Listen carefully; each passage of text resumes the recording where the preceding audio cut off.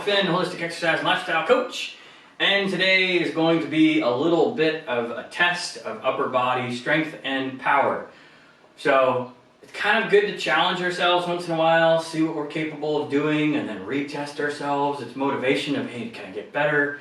You know, and you don't want to test yourself super frequently, you know, once a month, once every other month, once a quarter, something like that. Just to have some motivation of going, okay, I'm going to work really hard for this period of time and see what the results are and see how things go. So this is a real simple, easy upper body strength and power test that anybody can do. So, and all it really is a how many push-ups can you do in 1 minute? Okay, now before you even do this test, or before you even go away, a couple of things. Number one, if you can't do a regular push-up with your feet on the floor, look for my other videos on how to make push-ups easier and get better at doing push-ups, and do a push-up test in the position that I create in those videos, where we have like a countertop and it's higher up, or on a chair or a bench or something like that, to where you make your push-ups easier, but you do your push-up test there. Now, second part is, if you're going to do a push-up test for a minute, you need to make sure that you can actually do like a plank for a minute. Okay, so I'm going to get down on the floor, and so our plank position is basically on our elbows and on our toes. So, and we actually want to have our elbows a little bit in front of our shoulders to challenge ourselves just a little bit. We want to have the belly button in. We want to have the glutes engaged.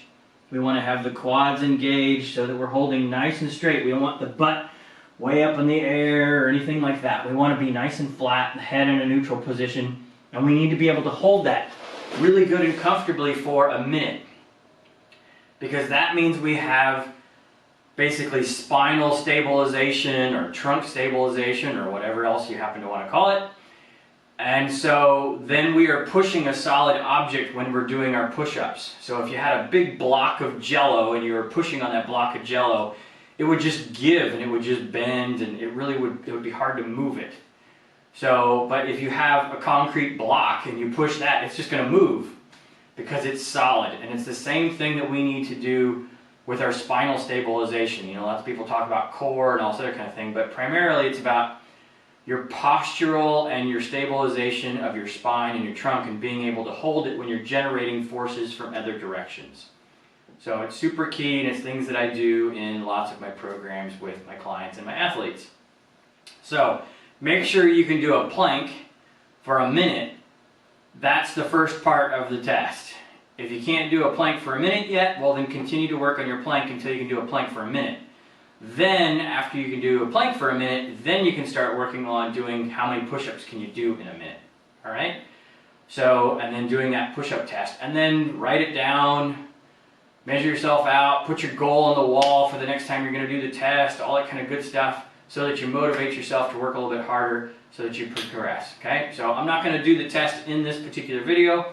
I will link another video to this one where I actually do my own and see where I'm at right now and see what happens. Okay, so if you have any questions, make sure to leave something in the comments below or email me or anything like that. You can always reach out to me if you want some private coaching. Make sure to subscribe, hit the like button, all that kind of good stuff. It helps other people like yourself that are trying to get healthy and fit in a natural way find me and do it in a healthy and holistic fashion. So look forward to seeing all of you in the next video, and have a happy and healthy day.